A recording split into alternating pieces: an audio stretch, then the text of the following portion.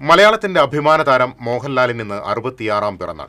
അഭിനയ ചക്രവർത്തിക്ക് പിറന്നാൾ ആശംസകൾ നേരുകയാണ് ആരാധകരും സിനിമാ ലോകവും.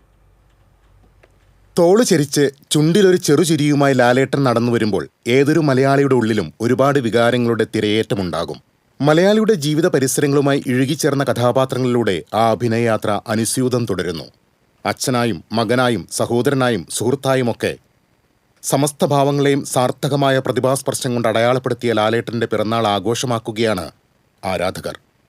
പത്തനംതിട്ട ജില്ലയിലെ ഇലന്തൂരിൽ 1960 മെയ് 21-നാണ് വിശ്വനാഥൻ നായരുടെയും ശാന്തകുമാരിയുടെയും മകനായി മോഹൻലാലിന്റെ ജനനം.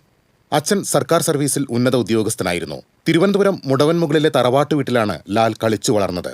Thiruvananthapuram model school, MG college എന്നിവിടങ്ങളിൽ വിദ്യാഭ്യാസം പൂർത്തിയാക്കി. പ്രിയദർശൻ, മണിയൻപിള്ള രാജു, MG ശ്രീകുമാർ തുടങ്ങിയവരൊക്കെ പഠനകാലത്തു തന്നെ ഒപ്പമുണ്ടായിരുന്നു.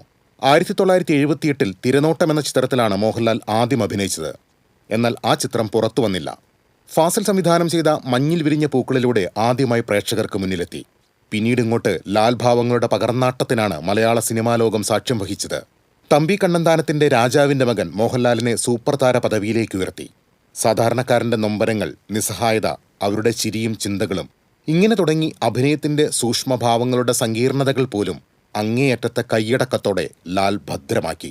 ഇതര ഭാഷകളിലേക്കും മോഹൻലാലിന്റെ നടന വൈഭവം വേരുകളാഴ്ത്തി.